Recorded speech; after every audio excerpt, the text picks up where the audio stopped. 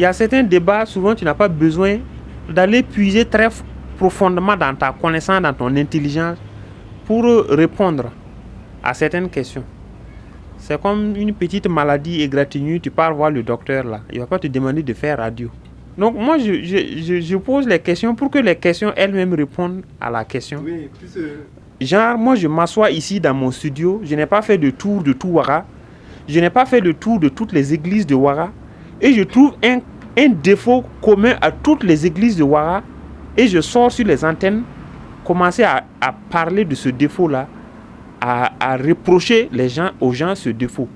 Alors que je n'ai pas fait le tour de toutes les églises. Même si je commence à faire chaque dimanche une église, je pense que je peux finir ma vie même sans avoir fait le tour de toutes les églises. Et tu vas aller dans une église, tu ne vas pas tout voir le même jour. Les jours se suivent, ne se ressemblent pas. Dans chaque chose, il y a une exception. Et c'est en droit, non? On dit l'exception confirme la règle. Quelqu'un qui sort, il dit tous les pasteurs du Burkina à bas.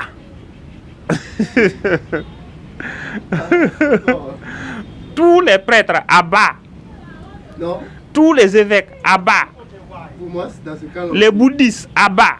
Pour moi, dans ce cas-là. Qu'il n'y a pas un seul pasteur qui est dans la vérité. Eux tous, c'est l'argent ils cherchent. Ils prêchent pour leur ventre. Est-ce que tu connais tous les pasteurs? Est-ce que tu connais leur histoire? Est-ce que tu connais la pratique de chacun? Est-ce qu'il n'y a pas d'autres même qui prennent leur argent pour financer des gens? Beaucoup même. Donc c'est difficile de rester dans ton coin et puis généraliser les choses. Mais il y a beaucoup qui croient en ça. Il y a des gens qui généralisent, ils sortent, ils insultent comme ça. Et puis ils le croient. Ils pensent que ça peut être vrai. Mais on n'a même pas besoin de trop réfléchir.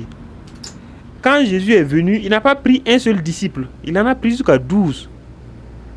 Un seul ne peut pas dire que c'est lui qui détient la vraie doctrine. Eux tous. Autant Paul détient la doctrine, Pierre la détient. Les deux se complètent. Et encore quand, dans la Bible, on a commencé à donner les différents ministères, on dit il y a 5 ministères, non? L'apôtre, le prophète, le docteur, l'enseignant, l'évangéliste. Est-ce que si c'est toi celui qui est dans la vérité, toi tu es lequel? Genre si tu es apôtre, c'est que dans le pays il n'y a plus les autres dons. Si tu es évangéliste, c'est qu'il n'y a plus les autres dons. Ou bien toi seul tu es le tout et après toi il n'y a plus rien. Et pourtant Jésus même quand il était là, il envoyait les disciples aller chasser les démons. Ça veut dire à plus de Jésus, il y avait des gens qui avaient la possibilité aussi d'exercer le ministère en même temps même que lui. Mais il y a beaucoup de gens qui réclament l'exclusivité. À part moi là, il n'y a pas quelqu'un qui dit la vérité dans ce pays. Non, le plus souvent ils se fondent sur un cas isolé, 2 ou 3 cas isolés, quelqu'un qui a fait quelque chose dans tel coin, et on généralise à tous les pasteurs du pays. Donc, selon toi, ton expérience personnelle, dans 1, 2, 3 coins, tu prends ça et tu veux faire une règle générale que tu appliques à tous les gens qui sont dans ton pays. Je pense qu'il faut être quelqu'un qui ne pousse pas la réflexion trop loin pour croire à quelqu'un qui parle comme ça.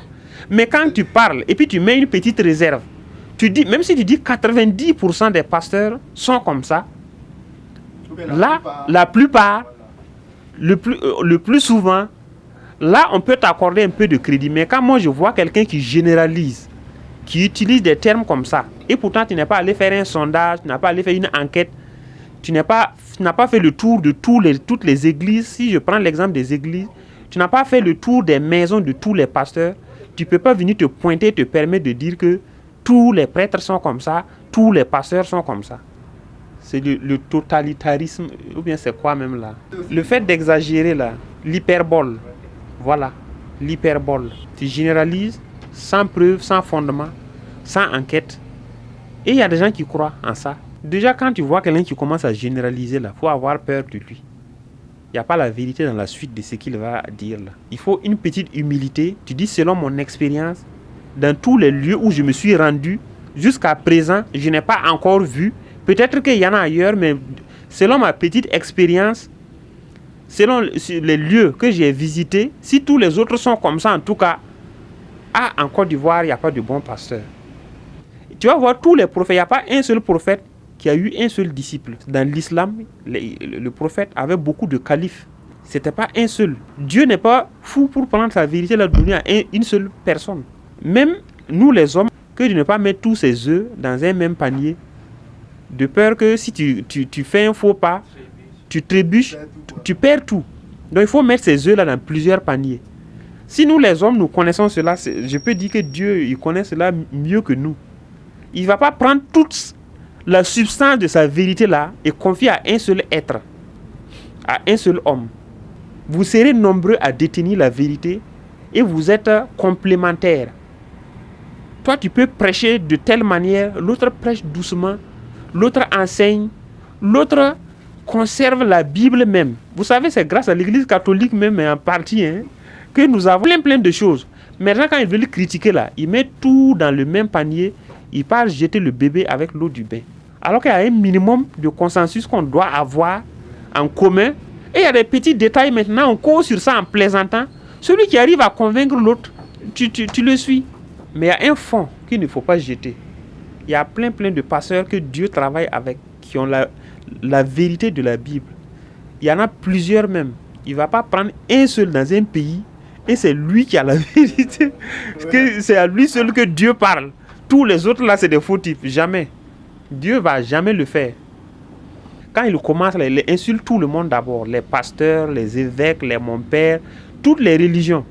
Mais c'est l'islam seul qui ne prend pas le risque d'insulter.